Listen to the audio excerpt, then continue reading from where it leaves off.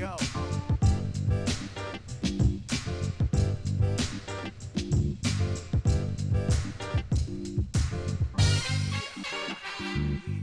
Game over. Nothing personal word of the day. Friday, January 29th, 2021 is game over. I say game, you say stop. That's the new word association. There is something going on in the world in which I used to live. And I'm going to take this opportunity today to explain what in the hell is going on. Are people getting rich? Are people getting poor? Are people getting screwed? Spoiler alert, there's more screwing going on than on the set of a dime store porn movie. And I want to explain why. There's outrage. Billionaires losing money. Mets fans worried that the owner is like the Wilpons, losing all his money and therefore can't sign Trevor Bauer. People quitting their jobs, taking mortgages out, second mortgages on their family's home without telling their families they're doing it to get money to put into the stock market. I want to tell you a story about when I joined Morgan Stanley. Morgan Stanley is a firm on Wall Street. I joined it after I was running News Travels Fast, delivering newspapers in Europe. The internet started. I realized, or someone told me, that the internet wasn't going to go away. And that was the end of the newspaper business. Who the heck wants an actual newspaper anymore? Even though I still get one every day, I get a regular newspaper. I like the ink on my fingers. I like sort of the black ink of the New York Times or other newspapers on my finger. I still like that. The crinkling when you fold it. So you join Wall Street, and the first thing you have to do is called training. Just like before you start a season in baseball, you go to spring training. Before you start a season in basketball, you go to training camp. Or football. Let's go to training camp. Let's have a fall training, a winter training. Training is when you learn how to do something. Weight training. Learn how to lift weights. And then once you learn how to lift weights, you lift weights, and then you get bigger with a supplement or two maybe. Training is when you spend 6 months learning. Forget business school, forget law school. You spend 6 months learning how to trade, learning and understanding the mechanics of trading in the market, in the stock market, learning the difference between fixed income, which are bonds, and equities, which are stocks. Learning about what it is to find investors. Learning how to figure out who is a sophisticated investor, whose money you can take, help them make money, and then make money for yourself. In the old days, Wall Street was a place where you make money for other people and for yourself. Then it became a place where you make money just for yourself. And then it became a place where everybody thought that they could make money for themselves, and you could do it from the comfort of your own home.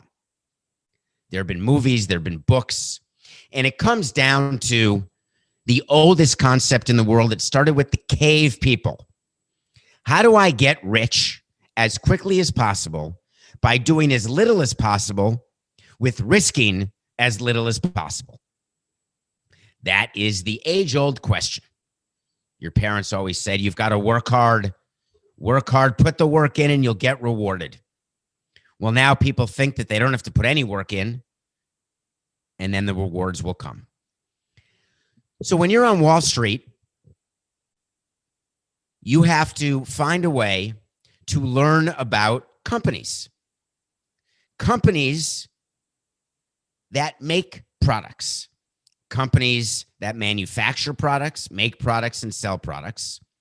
There's a market for those products in the form of shares of stock. A share of stock is something that you buy, which gives you ownership of that company. The first share of stock I ever owned was in McDonald's. I'd walk into a McDonald's when I was 8 years old. I would rip off the corner of one napkin in one napkin holder in one McDonald's, and I would say, I own this napkin. I own one share of stock out of the millions of shares that are outstanding and owned by other people. I own a bit of a napkin. There are things that you can do to study what the share of stock should be worth versus what it is worth. What a share of stock should be worth is learned by learning. That sounds good, Coca, doesn't it? The fundamentals of the company. What are the assets of the company? What are the liabilities of the company? Meaning, what does the company own? What does the company owe? How much cash does the company have? Let me tell you a story about a pizza company. A pizza company owns one pizza store. Call it the corner pizza store. When you walk into the pizza store, you see the assets of the pizza store. They've got an oven. They've got one of those things that gets put in the oven to flip over the pizza. They've got containers that are stainless steel that have vegetables in them. In the back, they've got cans of tomato paste. They've got dough. They've got people who they pay to make pizza. They have a storefront. The assets of that pizza company are the things in the store that they own. Now, if you put a mortgage on your pizza store, like you would put on your house or your apartment, where you put down $20,000, you then borrow $80,000 and you buy the pizza store for $100,000. That means you owe $80,000, you owe 80%, but you own 20%. Then you go in the pizza store and you have equipment. Let's say you pay cash for the equipment and you own the oven and you own the utensils and you own the inventory that is used to make the pizza. You add up all of the assets that you own, you subtract all of the money that you owe, and that is what the pizza store is worth. Now, let's say I walk in one day and I put $50,000 of cash inside the store. I just put it in a bag and I put it in the store. Then a stranger comes in and says, I want to value your pizza store. I want to buy it from you. What's it worth? Well, I then go through all of the assets I have, the pizza oven, the utensils, the tomato paste, the vegetables. And I say, by the way, I've got $50,000 in cash in a suitcase on the floor, and that comes with the pizza oven. Okay. The pizza store is now worth $50,000 more than it was the day before because there's $50,000 of cash inside the pizza store. When you look at a company that you cannot visit by walking in, let's say a company like, hold on, let me think of a name. Oh, I got it. GameStop. You don't know whether or not there's cash inside the store at GameStop because you don't know which store to walk into.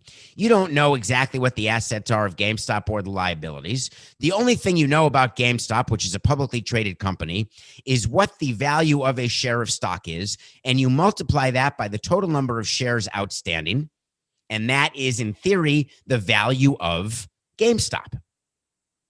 There are people who go through training who study the fundamentals of the pizza store or of GameStop, and they say, look, every share of stock is now trading at $10. There are 10 shares outstanding. That means the store is worth $100. But I know for a fact when I study GameStop and I learn about the revenues they have and the expenses they have and the possible future revenues they have, I think it's really worth $20. Therefore, I'm going to go see if I can buy a share of stock at $10 because I think it's going to increase to $20 and I'm going to make money. That's what happens when you buy a share of stock. You buy it and you hope that there is an increase in the value. How does a share of stock increase? By finding someone who will buy your share for more than you paid for it. It's that simple. When you own a share of stock at $10, it is not worth anything until you get someone to buy that share of stock for more than $10. You can pretend that it's worth more by looking in the paper, by going online and seeing, wow, shares are now at 11. Shares are now at 12. I'm rich. It's gone up $1 or $2 or $3. But you're not rich until you sell your share of stock that you bought at 10 at the new increased price. So people spend their lives trying to find stocks where they can buy it at a low price and sell it at a high price. But again, you are only worth more money if you sell the share. Okay, that's called buying a share of stock. Now, for sophisticated investors, there is something called options. Stock options can only be bought and sold on Wall Street by sophisticated investors, meaning they have to understand the risks of what an option is. An option is the ability to do something at a future date that you don't want to do today. In very simple English, I want to buy a share of stock tomorrow, and I want to buy it tomorrow at $10.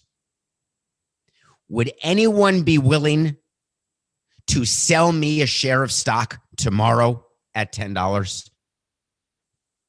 The reason why I want to have an option to buy a share of stock tomorrow at $10 is right now, it's only trading at $8. And I think tomorrow it's going to be trading at $12, but I have a right to buy it at 10. Are you with me?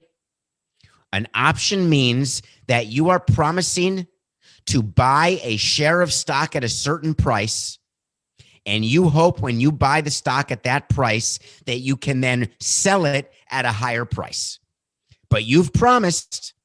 So if that stock goes down, then you lose. Meaning you promised to buy the stock tomorrow at $10. You think it's going to be at 12, but it's really only at 6. That means tomorrow you've got to buy the stock at $10 and you can only sell it at $6. That means you've lost money. But if you promise to buy the stock at $10 and it's at $20, you get to buy it at 10 and then turn around and sell it at 20. You've made money. Options are very dangerous. Do you know why? Because you don't need the money today to make a promise to buy the shares tomorrow. You are making a promise to do something at a future date, and you don't need the money today to make that promise, but you sure as hell need it tomorrow. Does that sound like anything you know? It sounds like your credit card. When you use your credit card, you are telling the credit card company, please pay the store that I just bought my shirt from because I promise I'll pay you back for the shirt in 30 days. And the credit card company says, no problem. We accept your promise, but just in case, if you can't pay us back in 30 days, we're going to charge you interest. And we're going to charge you so much interest that instead of just buying the shirt from the store directly and giving them their $30 for the shirt, you're going to have to pay me back $50 because I lent you the money to buy the shirt.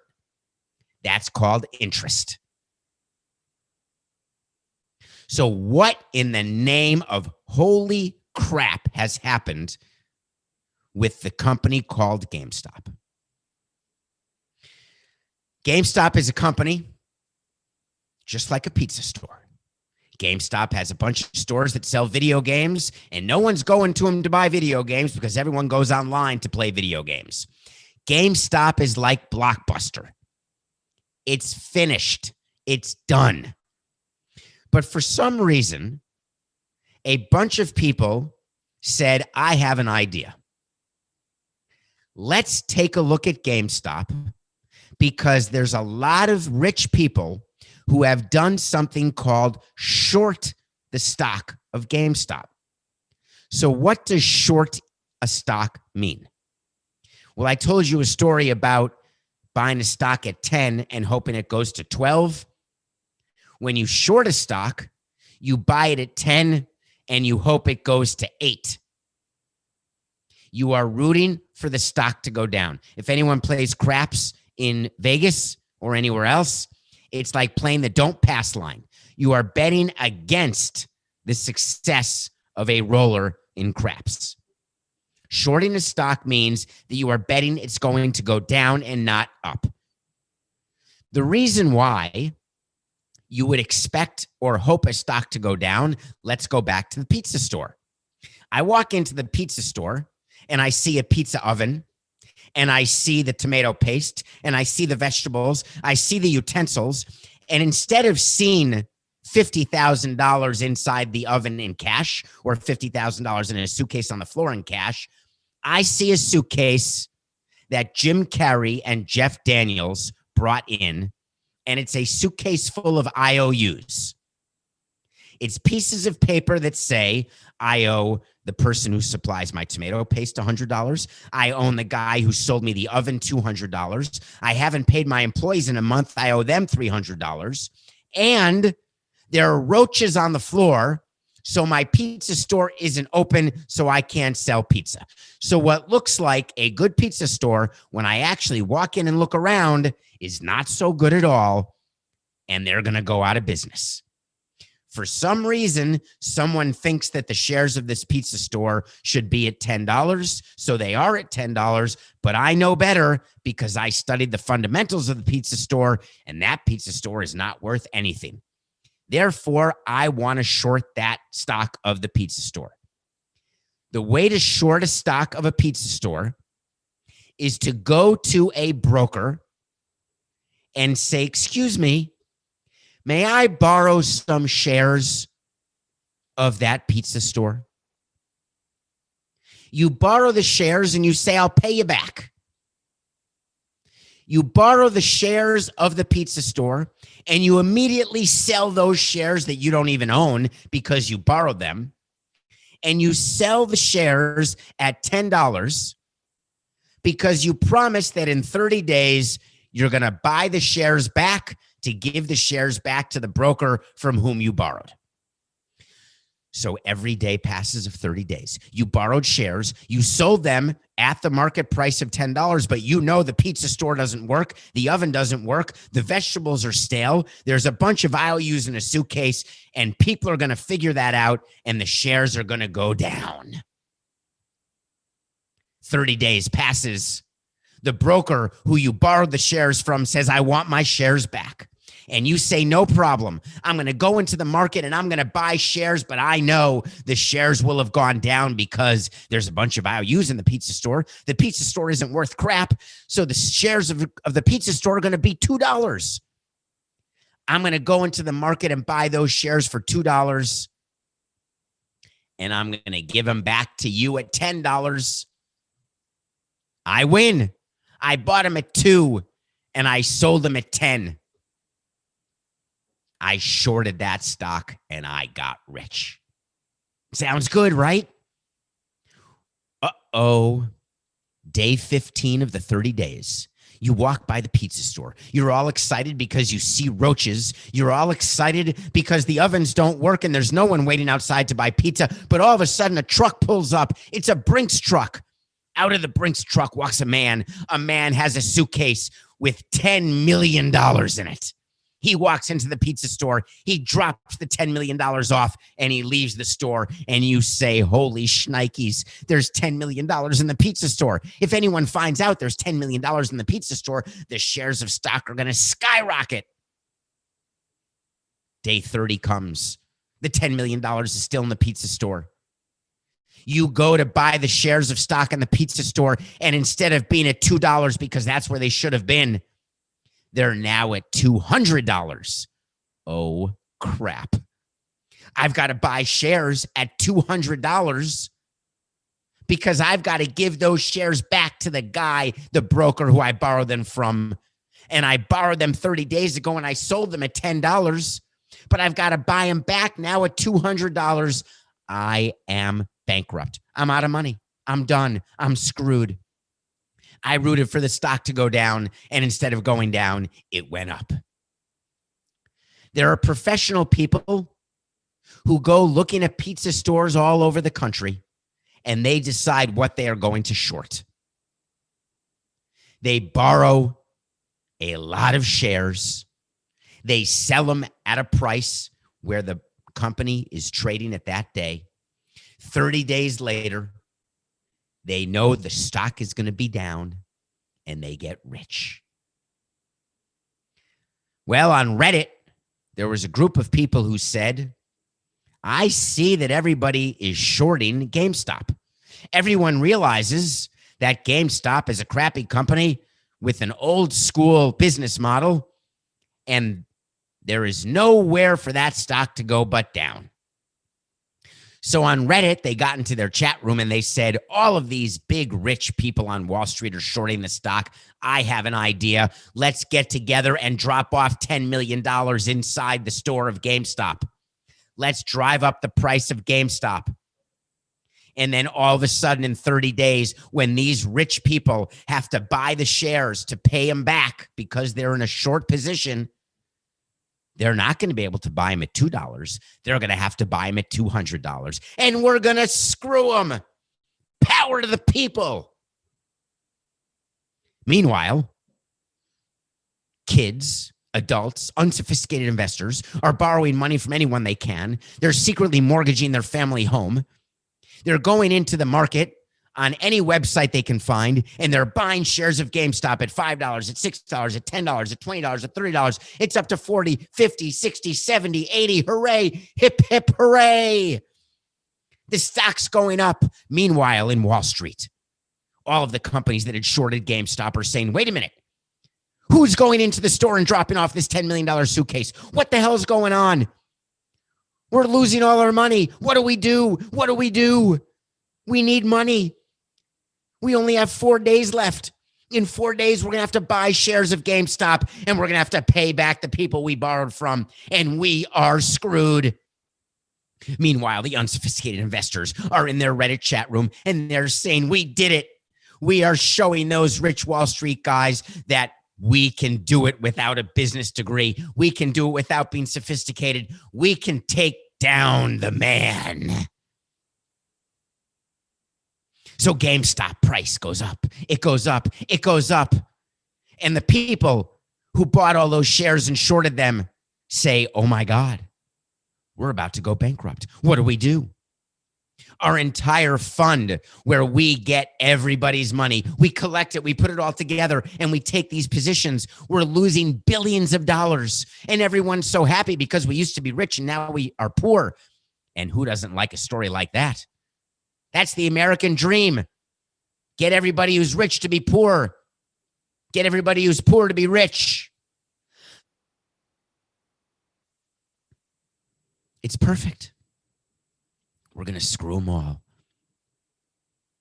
What they don't realize is that at the end of the day, all of these people who are buying shares of GameStop and watching on paper every day as they get richer and richer. They bought 10 shares at $10. They invested $100. Now those 10 shares are up to $1,000. They've now got $10,000. They're rich. How do you get that $10,000 into your bank account? How do you get that $10,000 into cash? You've got to sell your shares at $1,000. And to sell them at $1,000, you've got to find someone to buy them at $1,000. So they go on to their Robinhood website, their no-fee trading website, and they say, sell, Mortimer, sell my 10 shares at $1,000. And Robinhood says, sorry, you can't sell them here today. We are stopping you from selling. And everyone went crazy. How can you stop me from selling my shares? How can you keep hurting the little people in order to help the rich? I'm going to sue you. I'm going to run you out of business. Maybe. But what are you going to do about your 10 shares of stock if you can't sell them? But don't worry, today everyone's excited because GameStop is open for business. Robinhood says you can sell 5 shares at a time. What's the moral of my quick story? The moral of my quick story is that for all the people using Robinhood and other platforms out there looking for companies and artificially increasing the value of those companies by buying shares and buying shares and buying shares, if you think for 1 second that you are missing out by not being involved, or that you are somehow going to be rich by being involved, you are missing a fundamental point of Wall Street and investing in companies. When there is no underlying reason for a company to be worth what it is currently trading at, you can bet your last dollar that the price of that stock will go down because people know better than you. How many times do people who make lines when you're gambling, how many times do they get it right within a half a point? And you say, wait a minute, that line shouldn't be 1.5. It should be 4. I'm betting that. And then it ends up at a 1-point game or a 2-point game. There are people who do it for a living.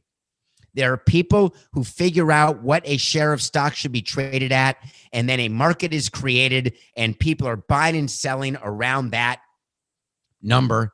And the number only changes when the underlying fundamentals of the company change.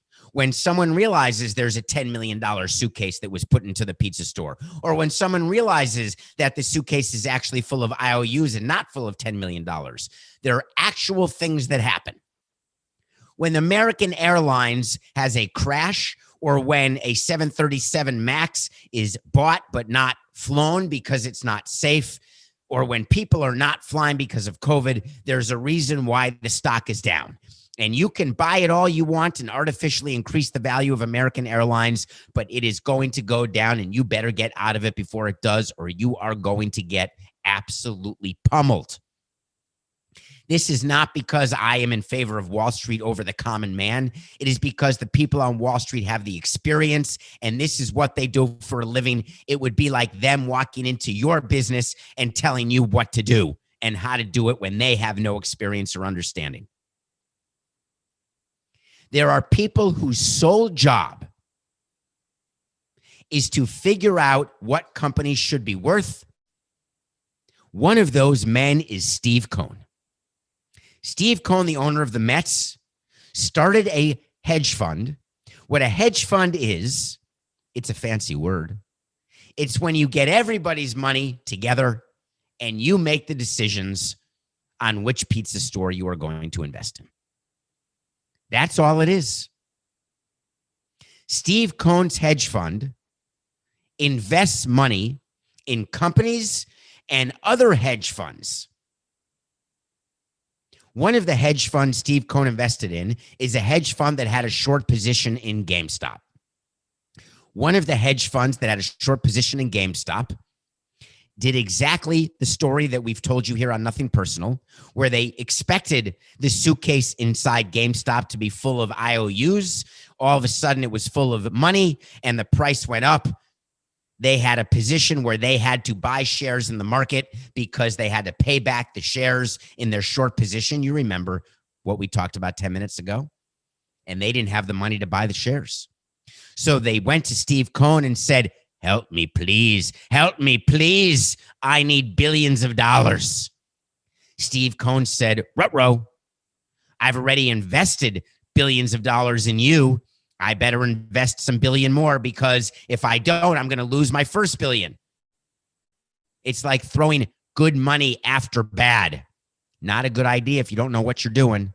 But if you do know what you're doing, you throw good money after what people think is bad money, but you know it's good money, because you know that you don't want to lose your original investment, so you've got to invest more to protect your original investment. It's like putting in a hot water heater in your house before you sell it, because when people want to come by your house and they can't get hot water when they turn the faucets on, they're not going to be so happy. So you invest in a new hot water heater in order to sell your house. Mets fans are all going crazy thinking they can't sign Trevor Bauer because Steve Cohen lost a few $1 billion. Steve Cohen loses money some years, makes money some years. Over time, when you are investing, you are going to make money.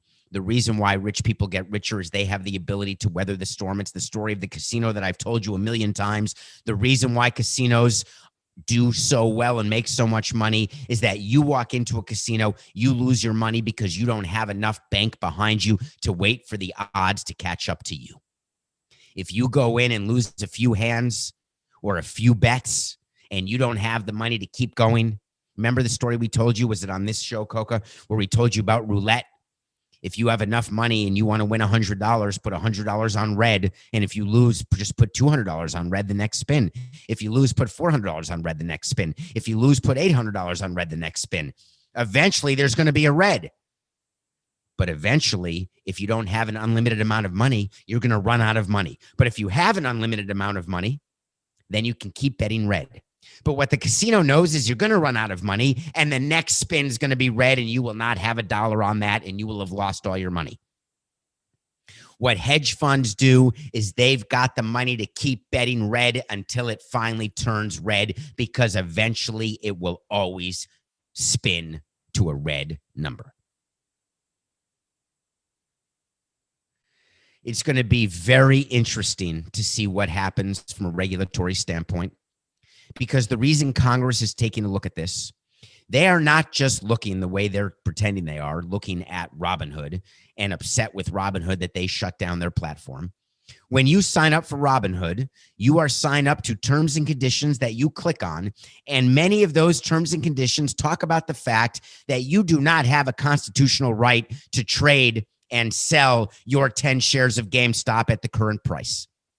Just like when you work at an investment bank, just like when you are in the market, in whatever form you're in, you do not have the right to sell at a certain number. The only right you have is to be in a market, and if you can find someone to sell at the price that you are willing to sell and someone to buy at the price that you are willing to sell, that they will help you make a trade. That's what Robinhood does. They find people who want to sell at $10 and they find people who want to buy at $10 and they match them up. It's like a matchmaker. That's what Robinhood is. That's what markets are. They match buyers and they match sellers. But what happens when there aren't enough buyers? Then you can't sell. And you end up with a bunch of paper that says you own some corners of a napkin at McDonald's. The moral of the story here this morning is to please, there is no such thing as getting rich quick. You've got to work and you've got to understand what you're doing. And if we're going to go into the market and pretend you're a sophisticated investor, then you've got to become a sophisticated investor. If your sole goal is to put hedge funds out of business, it's not going to work. If your sole goal is to be inside a Reddit chat room and to look for the next company and to build up that company's shares when they shouldn't be built up, I encourage you to find a better way to spend your time. When we come back, we are going to review a movie that is very much about a pizza store. We'll be right back. Welcome back to Nothing Personal. This is David Samson. We just spent quite a bit of time trying to explain what short selling is, trying to explain what happens in the stock market, because it is all the rage. It's taking over. But there's still time to watch movies, because we watch a movie every day, even when we feel like absolute crap. There's a new movie on Netflix that stars Nick Jonas's wife. Her name is Priyanka Chopra. Nick Jonas, the guy from Kingdom. Nick Jonas, the guy from the Hanson Brothers band. Nick Jonas and Priyanka Chopra Jonas. A power couple if there ever was one. The movie The White Tiger is a combination of Slumdog Millionaire and Parasite. If you haven't seen Slumdog Millionaire or Parasite, please watch it. White Tiger is a movie about a servant in India and the relationship he has with his master and how he decides to become a master himself and how he decides to climb his way out of the gutter and what he needs to do in order to get out of the gutter in India, where there is poverty and despair galore. The white tiger is a once-in-a-generation tiger that's born white instead of yellow, I guess. Is that the color of a tiger, Coca? So the white tiger is meant to symbolize this once-in-a-generation servant who can maybe become a master. And it is the story of what he does and how he does it, why he does it. I watched it with subtitles because I didn't want to miss a word. That's my new thing, by the way, Coca. I don't know if that's me getting old. I don't know if that's me getting nervous. I don't know what it is. What I do know is that with subtitles, it makes everything more clear and more easy to understand. Please watch White Tiger if you can, and let me know what you think. And let me know if you agree that it's a combination of Slumdog Millionaire and Parasite. Okay, I want to get to the Nothing Personal pick of the day right now because it's my favorite part of the show because I'm hot. H-O-T-T, hot. Forget GameStop or American Airlines or AMC. How about getting into the pick of the day? Did you see what the Suns did to the Warriors? Favored by 1.5, and I told you the Suns were undervalued and the Warriors were overvalued. They were. Suns beat the Warriors. We're now 12-12. We made it back to 500. We made it through the rain. We made it through the rain. God, I love Barry Manilow. Anyone else? Have you ever listened to the words of a Barry Manilow song? Just makes you happy. Okay, pick today. Why are the Knicks only favored by 1 over the Cleveland Cavaliers? Is that because the Cavaliers, did they just beat a good team recently, Coca? I want to say they beat the Sixers or the Lakers, but I may have COVID on the brain. I still have a little brain fog from COVID, by the way. I'm feeling better today. This is day 1 of no symptoms. Do you know in day 3, once I get to 3 days of no symptoms, I can leave the room? Hallelujah. Do you know what I did? I actually opened the door and just stuck my head out. It's very cold here where I am. And I just wanted to know what it would be like to actually be outside of a room. Day 1, symptom-free. Although it's pretty early in the day, but I'm hopeful. I'm coughing a little, and coughing counts as a symptom, but I'm pretending I'm coughing just because I'm talking. So the Cavaliers beat the Nets with the big 3, Harden and Jonas and Hansen. And the Cavs now are getting a point. It's Durant, Kyrie, and Harden. Thank you, Coca. Cavaliers are getting a point from the Knicks. We're taking the Knicks. We're getting to over 500 today. And next week on Nothing Personal is the week of the Super Bowl. We're getting back to prop bets like we did last year on Nothing Personal. Get ready. Prop bets coming next week in the Nothing Personal pick of the day. All right. Let's talk a little player empowerment, Coca. You know what I want? I want to talk to Samson. It is critical to me. Please. This is the Mikasuki moment. Download, subscribe, Nothing Personal. Hit subscribe. Tell your friends about Nothing Personal. Spread the word because we have fun here. Don't we have? I don't like when people say, don't we have fun here? There's no studio audience. I can't tell if you're having fun. I can't tell if you ever laugh or smile or learn, although the numbers would indicate you are. Do you hear that, Port? Hear that, EK? We're building these numbers. So you want to talk to Samson is when you ask a question on Twitter at David P. Samson. Get in there and ask, and we may address it on the show. It's from a movie called Half Baked. By the way, we are 48 hours away from watching Half Baked again. Hip, hip, hooray! Hip, hip, hooray! What would you do with Deshaun Watson if you were president of the Texans? Boy, am I happy you asked that. Deshaun Watson is an example of player empowerment that infuriates me as an 18-year president of a team. Deshaun Watson was signed to a 5-year extension, given over $100 million of guaranteed money. One of the top 3 quarterbacks in the National Football League. Had an unbelievable year. His team had a crappy year. And he has decided, for whatever reason, he doesn't like the coach. He doesn't like the GM. He doesn't like his locker. He doesn't like his commute. He doesn't like flood warnings. He doesn't like hurricanes. He doesn't like the Rockets. He misses James Harden. I don't give a crap what the reason is. He has now demanded a trade. He's had enough. And the world of the NFL is gaga. The biggest trade in history. It'll make Herschel Walker look like a trade that no one's ever heard of. 3 first-round picks plus 2 a tag of... The Jets will trade Sam Darnold, the first pick in the draft, plus... They don't have the first pick in the draft. Sam Darnold, the second pick in the draft, plus this, plus that. We're going to get him. There's never been a player like Deshaun Watson available.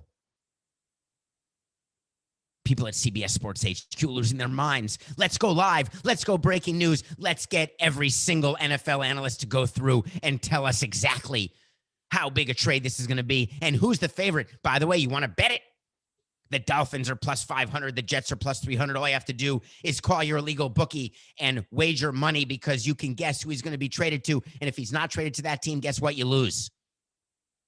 Do you know what the problem with making a bet like that is? It's the same as getting into Wall Street. Do you know what they're going to do in Houston? Do you have inside information? If I'm the president of the Houston Texans, I go like this.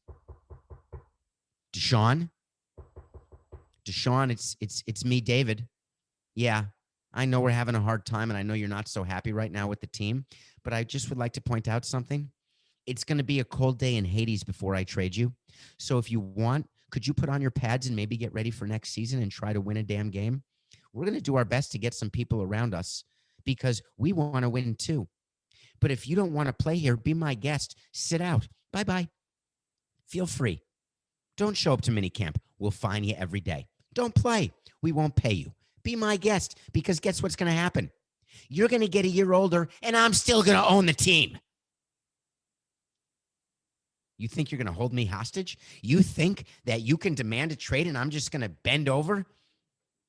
No, I'm not. Meanwhile, in the other room, I've instructed my general manager to call 29 of the other 30 teams, except there's 32 in the NFL, to call 31 of the other teams, and I am asking them the following question.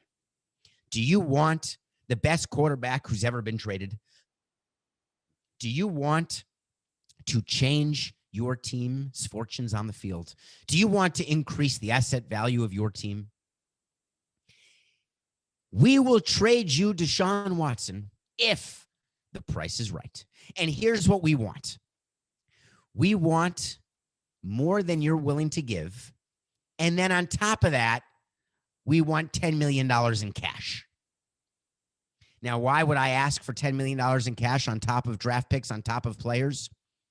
Because the only way to guarantee that our team is better without Deshaun Watson is to make sure that I've got money.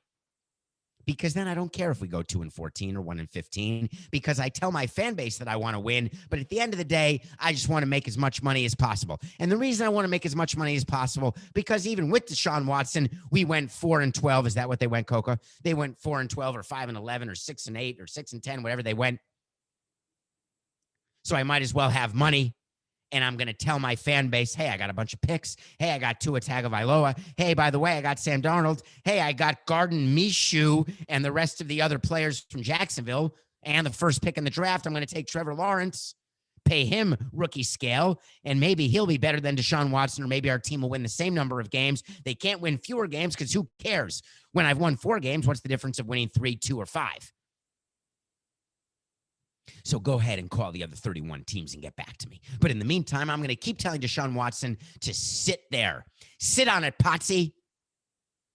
Anyone know who that is? Anson Williams? Anyone? Anson Williams, Donnie Most, Henry Winkler and Ron Howard, Marion Ross and Tom Bosley? Anyone? Sit on it. I am sick and tired of this player empowerment movement.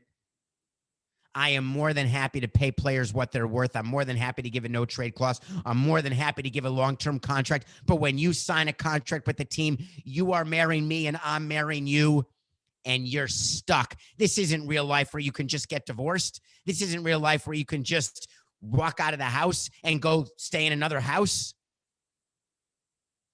When you sign on to play for a team, you are on that team, period. Hard stop.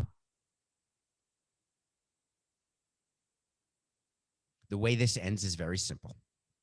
I gave you a wait to see that Deshaun Watson would not be traded before the 2021 season. And I'm sticking to that wait and see because I have to stick to a wait to see, because when I tell you there's a wait to see, I tell you what's going to happen. If it doesn't happen, I'm going to say it was wrong. If it doesn't happen, I'm going to say it was right. The wait to see stays the same. Deshaun Watson will not be traded because Houston and the rest of the NFL cannot continue to allow this trend of players signing deals and all of a sudden saying, you know what, I changed my mind.